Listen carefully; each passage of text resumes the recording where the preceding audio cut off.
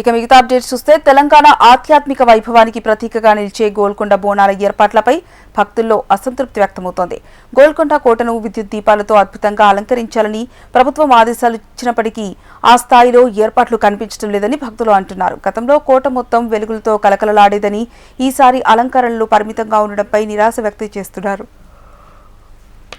అధికారులు ఉత్సవ కమిటీ సమన్వయంతో వెంటనే ఏర్పాట్లను మెరుగుపరిచి తెలంగాణ సంస్కృతికి ప్రతీకమైన బోనాల మహోత్సవ వైభవానికి తగ్గట్టుగా గోల్కొండ కోటను సర్వాంగ సుందరంగా తీర్చిదిద్దాలని భక్తులు విజ్ఞప్తి చేస్తున్నారు.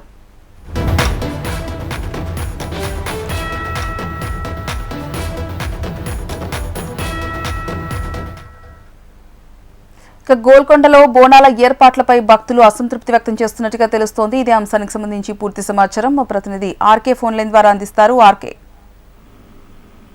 హరిప్రియ, ఏదైతే తెలంగాణ రాష్ట్ర పండుగ ఉన్న బోనాలకు సంబంధించి ఏర్పాట్ల విషయంలో ప్రస్తుతానికి అయితే విఫలమైనట్టే తెలుస్తుంది. ఎందుకంటే ఈ పార్టీ అంటే రేపటి నుంచి కూడా బోనాలు అయితే ప్రారంభం కాబోతున్నాయి. ముందుగా గోల్కొండ కోట నుంచే ఈ బోనాలు అయితే ప్రారంభం కాబోతున్నాయి. ఈ ప్రారంభమయ్యే బోనాలకు సంబంధించి ప్రతి ఏడాది కూడా ముందుగానే లైటింగ్ ఏర్పాట్లు తదితర అన్ని ఏర్పాట్లను పూర్తి స్థాయిలో అధికారులు అయితే చేయడం జరుగుతుంది. కానీ ఈ ఏడాది మాత్రం లైటింగ్ అనేది ఎక్కడా కనిపించట్లేదు. ఇప్పటికే దేవాదాయ శాఖ మంత్రి కొండా సురేఖ కూడా పూర్తి స్థాయిలో ఇక్కడ లైటింగ్ ఏర్పాటుతో పాటు వచ్చే భక్తులకు ఎలాంటి ఇబ్బందులు లేకుండా చూడాలంటూ కూడా చెప్పడం జరిగింది. కానీ మంత్రి ఆదేశాలు అధికారులు ఎక్కడా పాటించినట్టయితే కనిపించట్లేదు. గోల్కొండ కోటలో లైటింగ్లు అనేవి ప్రత్యేక ఆకర్షణగా ప్రతి ఏడాది ఉంటాయి. కానీ ఈ ఏడాది మాత్రం ఎక్కడ లైటింగ్ అనేది కనిపించట్లేదు.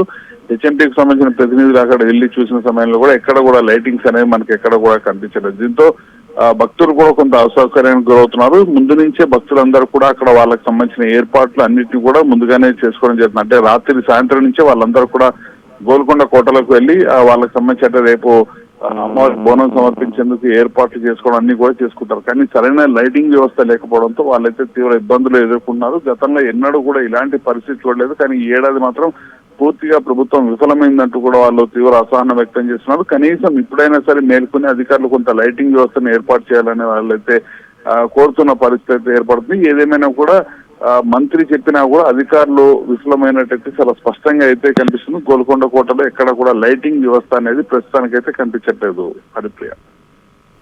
Thank you RK. ప్రభుత్వ పాఠశాలలు, ప్రైవేట్ స్కూల్స్ కు ఏమాత్రం తీసిపోకుండా మౌలిక సదుపాయాలను కల్పిస్తున్నామని మంత్రి శ్రీధర్ బాబు అన్నారు. విద్యార్థులు బాగా చదువుకొని జీవితంలో ఉన్నత స్థానాలకు చేరుకోవడంతో పాటు తల్లిదండ్రుల ఆశయాలను నెరవేర్చాలని సూచించారు. సైన్స్ అంటే భయపడాల్సిన విషయం కాదని, పరిశోధనాత్మక దృక్పథాన్ని పెంపొందించే శాస్త్రమని వివరించారు. పాఠశాలలో ఏర్పాటు చేసిన సైన్స్ ల్యాబ్తో విద్యార్థులు ప్రయోగాత్మకంగా విజ్ఞానాన్ని నేర్చుకునే అవకాశం లభిస్తుందన్నారు. రాబోయే 4 ఏళ్లలో ప్రభుత్వ పాఠశాలలను మరింత బలోపేతం చేసి ప్రైవేట్ పాఠశాలకు వెళ్లే విద్యార్థులు కూడా ప్రభుత్వ పాఠశాలల్లో చేరే పరిస్థితి తీసుకురావాలని ఆకాంక్షించారు. తక్కువ వ్యయంతో ప్రభుత్వ పాఠశాలల్లో సైన్స్ ల్యాబ్ల ఏర్పాటుకు ప్రభుత్వం సహకారం అందిస్తుందని తెలిపారు. జయప్రకాష్ నారాయణ, ఎంపీ విజయేంద్ర ప్రసాద్, ఎంపీ ఈటల రాజేందర్తో కలిసి అల్వాల్లోని బాలికల ఉన్నత పాఠశాలలో FTR ఫౌండేషన్ ఆధ్వర్యంలో ఏర్పాటు చేసిన విజ్ఞాన్ సేతు సైన్స్ ల్యాబ్ను ప్రారంభించారు. అన్న తర్వాత కిందకు వచ్చాక పిల్లలతో చర్చ, ఎందుకంటే మీరు హీరోలు. ఇక పత్రికలకి, సమాజానికి మా అందరి తరఫున కోరిక ఏంటంటే ఒక స్కూల్లో ఒక సైన్స్ ల్యాబొరేటరీనో లేకపోతే ఒక సైన్స్ సెంటర్నో పెట్టడం కాదు లక్ష్యం. నిజానికి ప్రతి స్కూల్లో ఇలాంటివి ఇంతకంటే ఎక్కువ ఉండాలి. కానీ ఒక చిన్న ప్రయత్నం, పెద్ద ఖర్చు లేకుండా వేలాది స్కూళ్లలో తెలంగాణలో, అలాగే ఆంధ్రప్రదేశ్, కనీసం 2 తెలుగు రాష్ట్రాల్లో బడి పిల్లలకు అందుబాటులో ఉండేట్టుగా ప్రభుత్వ పాఠశాలల్లో ఇలాంటి ఏర్పాట్లు చేస్తే లక్షలాది మంది పిల్లల మస్తిష్కం వికసిస్తుంది. ఏదో పుస్తకాల్లో సైన్స్ చదువుకుని బట్టి పట్టడం, ఫార్ములాలు కాకుండా విషయం అర్థం చేసుకుని రేపొద్దున సమాజానికి పనికొచ్చే వాళ్ళుగా తయారవుతారు. అందుకని ఈ వేదిక నుంచి తెలంగాణ సమాజానికి, ఆంధ్రప్రదేశ్ సమాజానికి పిలుపునిస్తున్నాం. చారిత్రక గోల్కొండ కోట ఆషాఢ బోనాల జాతరకు సిద్ధమవుతోంది. రేపు గోల్కొండ జగదాంబిక అమ్మవారి తొలి బోనం సమర్పణతో బోనాల జాతర షురూ కానుంది. లక్షలాది సంఖ్యలో తరలివచ్చే భక్తులకు ఎటువంటి ఇబ్బందులు, కలగకుండా అన్ని ఏర్పాట్లు చేస్తున్నారు అధికారులు. ఇప్పటికే గోల్కొండ కోటలో ఏర్పాట్లను పరిశీలించారు ట్రాఫిక్ డీసీపీ కాజల్. వచ్చే భక్తులకు ఇబ్బందులు కలగకుండా ప్రత్యేక పార్కింగ్ ఏర్పాట్లు చేయడంతో పాటు 300 మందికి పైగానే ట్రాఫిక్ సిబ్బంది విధుల్లో ఉంటారని తెలిపారు. భక్తుల కోసం ప్రత్యేక క్యూఆర్ కోడ్ అందుబాటులో ఉంచామని, క్యూఆర్ కోడ్ను స్కాన్ చేసి ఎక్కడికక్కడ పార్కింగ్ స్థలాలు ఉన్నాయి, ట్రాఫిక్ డైవర్షన్స్ ఎక్కడ ఉన్నాయనే విషయాలు తెలుసుకోవచ్చన్నారు ట్రాఫిక్ డీసీపీ కాజల్. మన హైదరాబాద్ ట్రాఫిక్ పోలీస్ సైడ్ నుంచి రేపు కోసం ప్రాపర్గా బందోబస్తు ఏర్పాటు చేయడం జరిగింది. దాదాపు 320 మెంబర్స్ అట్లానే మనము పోస్ట్ చేస్తాము మార్నింగ్ నుంచి ఈవినింగ్ వరకు. ఇది ప్రొసెషన్ ఫెసిలిటేట్ చేయడానికి, ఇంకా ఇది భక్తులకి టెంపుల్ విజిట్ చేయడానికి మన సైడ్ నుంచి proper facilitation is there. Parking places చాలా ఐడెంటిఫై చేయడం జరిగింది. అక్కడ ప్రాపర్ సైనేజెస్ కూడా పెట్టడం జరిగింది. ఇంపార్టెంట్ పార్కింగ్ ఏరియాస్ మనకి ఇది రామ్దేవ్ గూడ నుంచి వచ్చిన వాళ్ళకి అషూర్ఖానా దగ్గరనే, లైబ్రరీ దగ్గరనే అండ్ ఆర్టిలీ సెంటర్ దగ్గరనే ఇది ప్రాపర్ 2 వీలర్స్ 4 వీలర్స్ అట్లానే సెపరేట్ పార్కింగ్ పెట్టడం జరిగింది.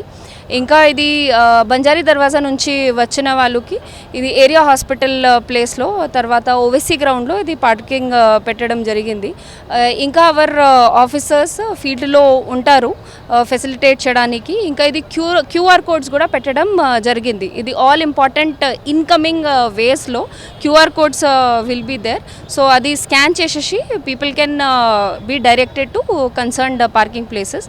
ఇంకా ప్రాపర్ ఇది డైవర్షన్ ప్లాన్స్ కూడా మనము ప్రిపేర్ చేశాము, అది రేపు ఇంప్లిమెంట్ చేస్తాం. అండ్ ఆర్టీసీ వాళ్ళ సైడ్ నుంచి కూడా ఇది కోఆర్డినేషన్ ఇది ఇవన్నీ చేయడం జరిగింది. భాగ్యనగరం ఆషాఢ బోనం ఎత్తునుంది. రేపు గోల్కొండ జగదాంబిక మహంకాళి అమ్మవారికి తొలి బోనం సమర్పణతో బోనాల జాతర షురూ కానుంది. ఇందుకోసం చారిత్రక గోల్కొండ కోటలో వడివడిగా ఏర్పాట్లు జరుగుతున్నాయి. దీనిపై మరింత సమాచారం మా ప్రతినిధి రజిత అందిస్తారు. చారిత్రక గోల్కొండ కిల్లా బోనాల జాతరకు సిద్ధమవుతుంది. ఇప్పటికే గోల్కొండ కిల్లా పైన బోనాల పండుగకు సంబంధించిన అన్ని ఏర్పాట్లు అయితే వడివడిగా సాగుతున్నాయి. ఇక రేపు శ్రీ గోల్కొండ జగదాంబిక మహంకాళి అమ్మవారికి తొలి బోన సమర్పణతో అయితే ఈ బోనాల వేడుకలు షురూ కాబోతున్నాయి. ఇందుకు సంబంధించి అయితే ఇటు పోలీసు అధికారులు, శానిటరీ డిపార్ట్మెంట్ అన్ని శాఖల ఆధ్వర్యంలో అయితే వడివడిగా ఏర్పాట్లను చేస్తున్నారు. ఇప్పటికే పోలీస్ కంట్రోల్ రూమ్కి సంబంధించినటువంటి టెంట్లను ఏర్పాటు చేశారు. దీంతో పాటు ఎక్కడికక్కడ కూడా ఇటు వాటర్ కేంద్రాలు, దాంతోపాటు ఇటు వైద్య శిబిరాలను కూడా ఏర్పాటు చేశారు. మనం విజువల్స్లో కూడా చూసుకోవచ్చు. లక్షలాది సంఖ్యలో రాష్ట్ర వ్యాప్తంగా, రాష్ట్ర నలుమూలల నుంచి కూడా భక్తులు ఈ బోనాల జాతరకు తరలి వస్తారు. కాబట్టి వారికి ఎటువంటి ఇబ్బందులు కలగకుండా అయితే అన్ని ఏర్పాట్లను చేస్తూ ఉన్నారు. అడుగడుగున సీసీ కెమెరాల నిఘా మధ్య అయితే ఈ బోనాల జాతర ఎవరికి ఎటువంటి ఆటంకం కలగకుండా జరగబోతుంది. ఇక గోల్కొండ జగదాంబిక అమ్మవారికి కుమ్మర సామాజిక వర్గం తరపున 500 బోనాలను అయితే సమర్పిస్తూ ఉన్నారు. దీనికి సంబంధించి మనతో పాటు కొంతమంది ఉన్నారు, వారి చేత మాట్లాడించేటువంటి ప్రయత్నం చేద్దాం. సార్ చెప్పండి, రేపు ఎంతో ఘనంగా ఈ బోనాల జాతర ప్రారంభం కాబోతుంది. మీరు కూడా అమ్మవారికి ప్రతి సంవత్సరం బోనాలు సమర్పిస్తూ ఉంటారు కదా, సో ఎలా అనిపిస్తుంది? ఈసారి ఎన్ని బోనాలు సమర్పిస్తుంది? ఈ గత సంవత్సరాల నుంచి ఇప్పుడు మేము అంటే పెద్ద పూర్వం నుంచి మా పెద్దవాళ్ళు చేసేవాళ్ళు.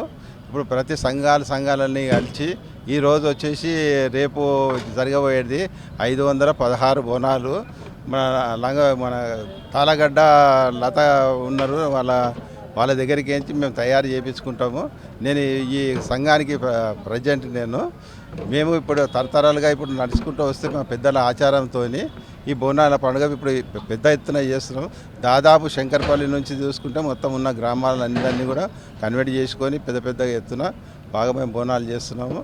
మీ మీడియా ద్వారా మాకు పెద్ద ఎత్తున మళ్ళీ మీరు చెప్పవలసిందిగా మన సోదరుడు వచ్చిండు, ఆయన కూడా మేము చెప్తారు. సందేశం చెప్పండి సార్, ఎలా అనిపిస్తుంది ప్రతి ఏడు అమ్మవారికి మీ సామాజిక వర్గం తరఫున బోనాలు సమర్పించడం?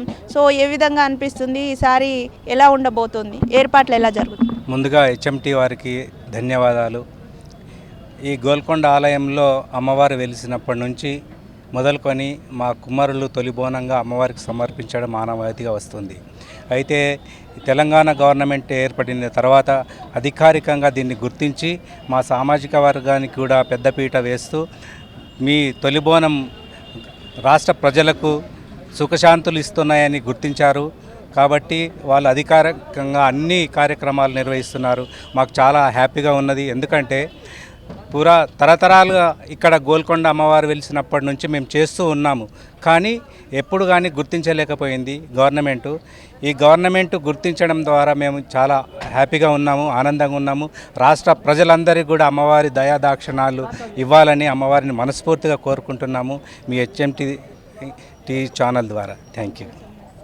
చూడొచ్చు, అంటే అమ్మవారికి బోనాలు సమర్పించడం ఎంతో సంతోషంగా ఉందని కూడా వీరు చెప్తూ ఉన్నారు. ఇక్కడ గోల్కొండ కోటలో అయితే వడివడిగా ఏర్పాట్లు జరుగుతున్నాయి. వస్తున్నటువంటి భక్తులకు ఎటువంటి ఇబ్బందులు కలగకుండా ఎక్కడికక్కడ కూడా అమ్మవారి ఆలయానికి చేరుకోవడానికి ఎటు వెళ్ళాలి అనే విధంగా సూచిక బోర్డులను ఏర్పాటు చేస్తూ ఉన్నారు. దీంతో పాటు అన్ని రకాల ఏర్పాట్లు అయితే వడివడిగా కొనసాగుతున్నాయని చెప్పుకోవచ్చు. ఇక రేపు 10:30 గంటల సమయంలో లంగర్ హౌస్ దగ్గర స్పీకర్తో పాటు ఇటు దేవాదాయ శాఖ మంత్రి కొండ సురేఖ, హైదరాబాద్ ఇన్ఛార్జ్ మంత్రి పొన్నం ప్రభాకర్ కూడా ఈ కార్యక్రమాన్ని ప్రారంభిస్తారు. అక్కడి నుంచి తొట్టెల ఊరేగింపుగా ఇక్కడికి గోల్కొండ కోటకు చేరుకుంటారు. ఇక గోల్కొండ కోటలో అమ్మవారికి పట్టు వస్త్రాల సమర్పణ, నజర్ బోనం సమర్పణ తర్వాత కూడా భక్తులు బోనాలు సమర్పించే విధంగా అయితే వెసులుబాటు కల్పించారు. మొత్తంగా చూసుకున్నట్లయితే హైదరాబాద్ నగరంలో రేపు అమ్మవారి నామస్మరణతో గోల్కొండ కిల్లా అంతా మారుమోగబోతోంది. మన తెలంగాణ సంస్కృతి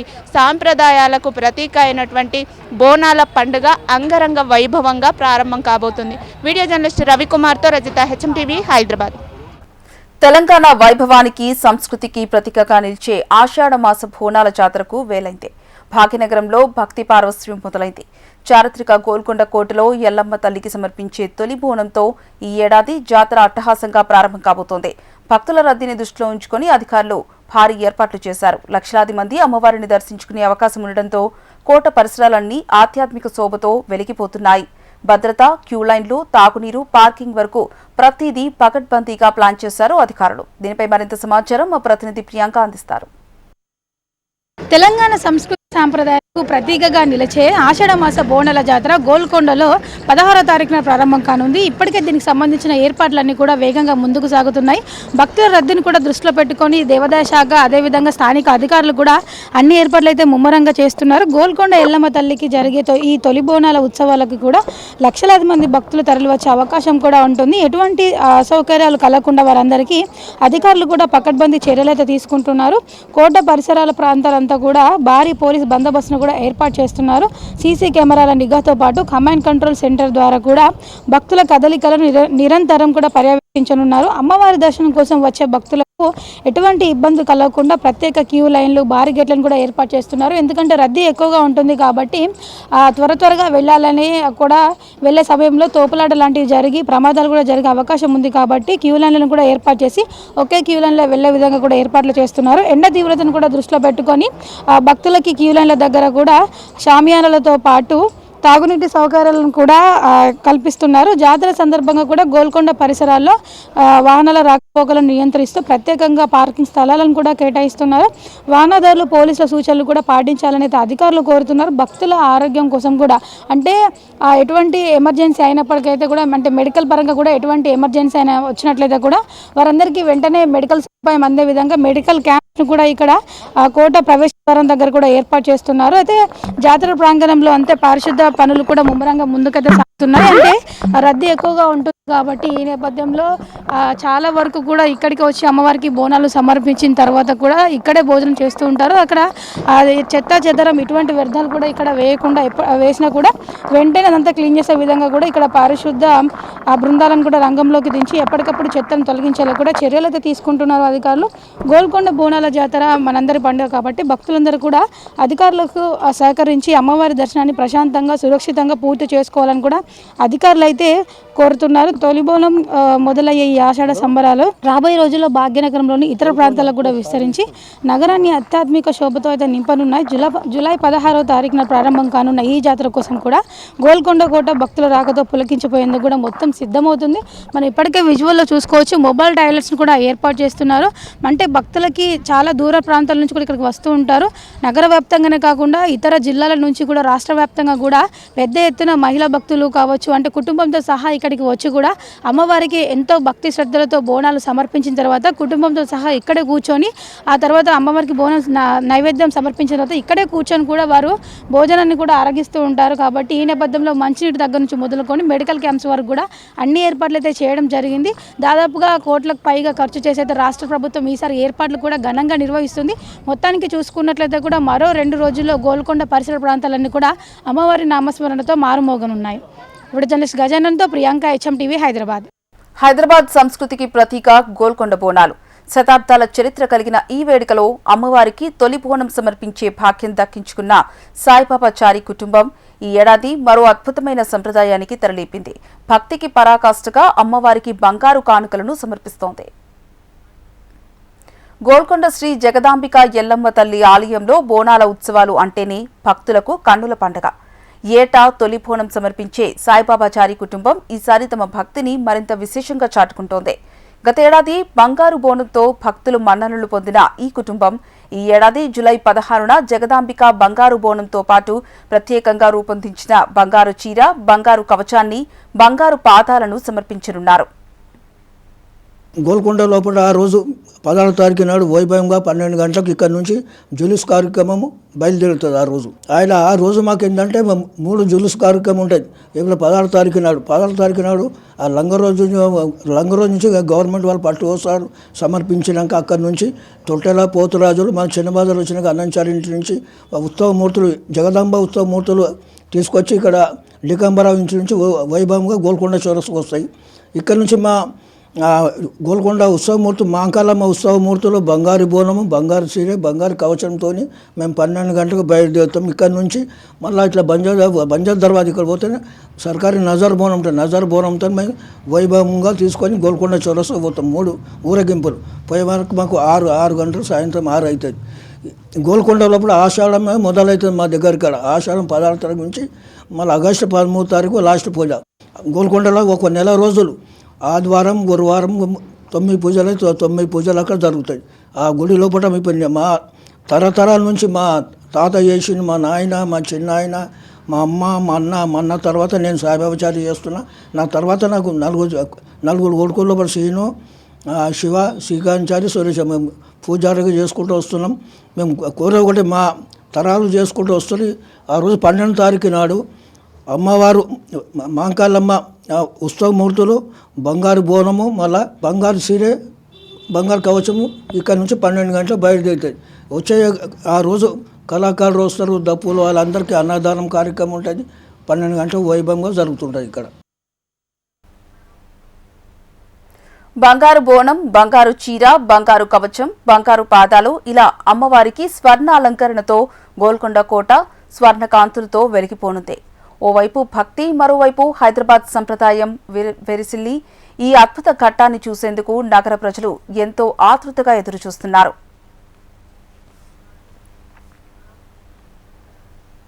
నగరంలోని మరో స్టేషన్ సరికొత్త హంగులతో రూపుదిద్దుకుంది. అమృత్ స్టేషన్ పథకంలో భాగంగా హైటెక్ సిటీ రైల్వే స్టేషన్ హైటెక్ లుక్తో ప్రారంభానికి సిద్ధంగా ఉంది. ప్రయాణికులకు అత్యుత్తమ సౌకర్యాలు అందించే విధంగా ఈ స్టేషన్ను తీర్చిదిద్దారు. ప్రారంభానికి సిద్ధమైన హైటెక్ సిటీ రైల్వే స్టేషన్పై HMTV స్పెషల్ స్టోరీ. దేశంలోని రైల్వే ప్రయాణికులకు ప్రపంచ స్థాయి సౌకర్యాలు అందించాలనే లక్ష్యంతో భారతీయ రైల్వే అమృత్ స్టేషన్ పథకం కింద దేశవ్యాప్తంగా అనేక రైల్వే స్టేషన్లను ఆధునీకరిస్తున్నారు. ఈ పథకం ద్వారా స్టేషన్లలో ప్రయాణికులకు మెరుగైన సౌకర్యాలు కల్పించడంతో పాటు ఆయా ప్రాంతాల అభివృద్ధికి కేంద్రాలుగా తీర్చిదిద్దుతున్నారు. తెలంగాణలో 40 రైల్వే స్టేషన్లను ఆధునీకరిస్తుండగా అత్యధిక భాగం హైదరాబాద్లోనే ఉన్నాయి. ఇప్పటికే బేగంపేట్ రైల్వే స్టేషన్ అందుబాటులోకి రాగా తాజాగా హైటెక్ సిటీ రైల్వే స్టేషన్ అభివృద్ధి పనులు పూర్తయి ప్రారంభానికి సిద్ధమైంది. ఐటీ పరిశ్రమకు కేరఫ్ అడ్రస్ అయిన హైటెక్ సిటీకి కూతవేటు దూరంలో ఈ రైల్వే స్టేషన్ ఉంది. హైటెక్ City railway station Secunderabad railway division పరిధిలోని ఒక సబర్బన్ స్టేషన్. దీంతో కాంట్రాక్ట్ కార్మికుల నుంచి కార్పొరేట్ ఉద్యోగుల వరకు అన్ని వర్గాల ప్రజలు ప్రతిరోజు ఈ స్టేషన్ను వినియోగిస్తున్నారు. ప్రతిరోజు MMTSల ద్వారా ఈ స్టేషన్ను 3000 మంది ఉద్యోగులు ఉపయోగించుకుంటున్నారు. సరైన అభివృద్ధి లేకపోవడంతో ఇక్కడ ప్రయాణికులు ఇబ్బందులు పడుతుండేవారు.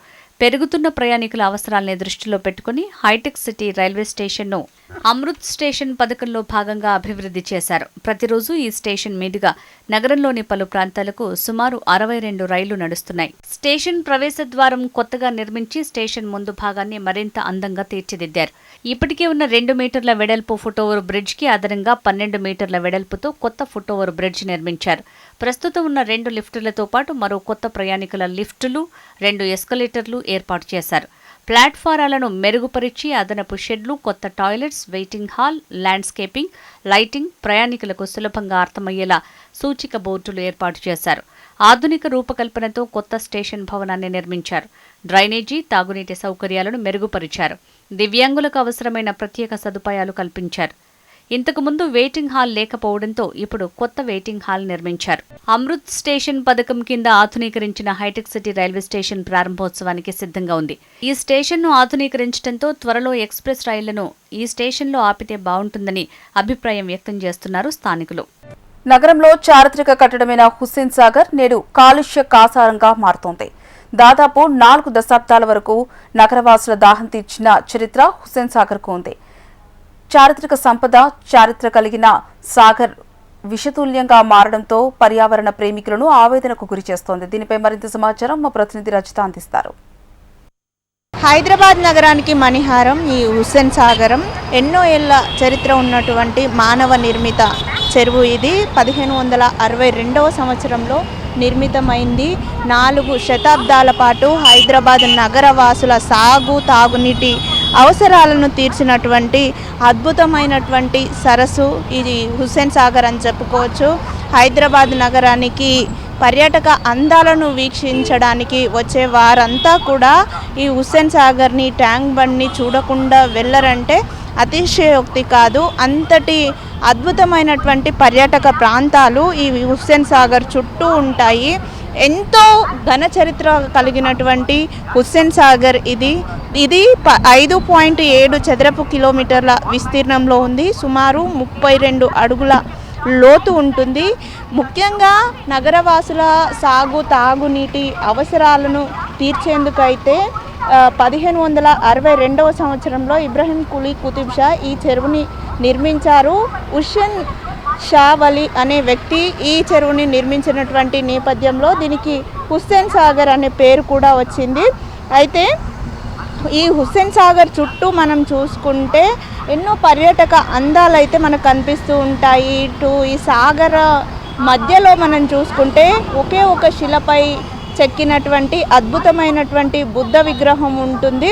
అంటే ప్రపంచంలోనే ఒకే శిలపై చెక్కినటువంటి అతిపెద్ద బుద్ధ విగ్రహాలలో కూడా ఇది ఒకటి అని చెప్పుకోవచ్చు. ఇక చుట్టూ చూసుకుంటే Lumbini Park, NTR Garden, Necklace Road, Sanjeevaiah Park ఇలాంటి ఎన్నో పర్యాటక అందాలు ఉంటాయి ఈ చెరువు చుట్టూ కూడా. ఒక్కసారి ఇక్కడికి వస్తే ఈ చుట్టూ ఉన్నటువంటి పర్యాటక ప్రాంతాలన్నింటినీ కూడా వీక్షిస్తూ ఉంటారు. కానీ ఇంత అద్భుతమైనటువంటి చారిత్రక నేపథ్యం ఉన్నటువంటి ఈ చెరువు నానాటికి కూడా కాలుష్య కాసారంగా మారుతుంది. రోజు రోజుకి కూడా ఈ హుస్సేన్ సాగర్ నీరంతా విషతుల్యం అవుతున్నటువంటి సిచ్యువేషన్స్ మనం చూస్తూ ఉన్నాము. విజువల్స్లో కూడా చూడొచ్చు. ఈ సాగర్లో ఉన్నటువంటి నీరంతా కూడా ఎంత అధ్వానమైన స్థితిలో ఉందో. గ్రీన్ కలర్లో ఈ వాటర్ అంతా కూడా కనిపిస్తుంది. అంటే ఒకప్పుడు సాగు, తాగునీటి అవసరాల కోసం ఇదే చెరువుని ఉపయోగించేవారు.